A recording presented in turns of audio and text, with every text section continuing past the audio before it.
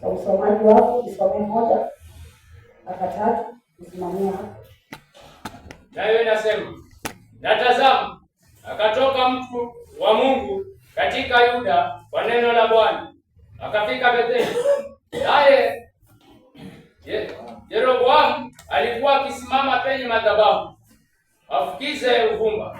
Basi mtu huyo akapiga kelele juu ya madhabahu kwa neno la Bwana akasema, madhabahu, Bwana asema hivi, angalia, mtoto atazaliwa katika nyumba ya Daudi, jina lake Yosia, na juu yako atawachinja makuhani wa mahali pa juu wanaofukiza uvumba juu yako, na mifupa ya watu itateketezwa juu yako.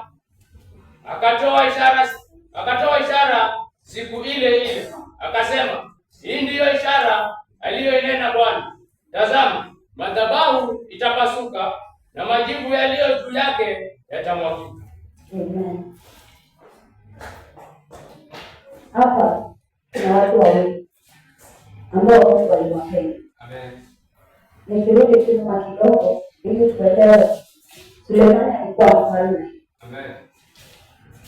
Na baada ya kuwa ni mfalme alikuja kaasi, kwa kuwa ndio wanawake ambao walikuondoa katika uwepo wa Mungu. Bwana Yesu asifiwe.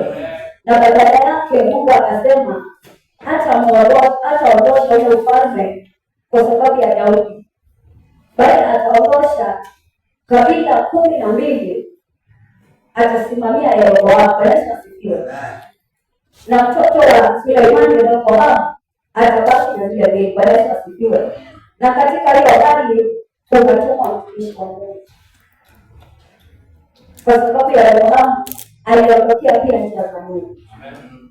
Akatengeneza mwamba wa dhahabu ili watu wakaabudu mahali pale, dhabihu zikatolewa mahali pale. Mtu wa Mungu akatumwa ili aende kwake. Bwana Yesu asifiwe. Ujumbe wake uko kwa Yeroboamu, lakini uko katika huyu mtu wa Mungu. Bwana Yesu asifiwe. Na alipotumwa alipeleka ujumbe kama alivyoagizwa na Mungu, ni kwa ajili ya ufalme wa Yeroboamu, na alikuwa amepewa maagizo. Somaji wangu tuendelee.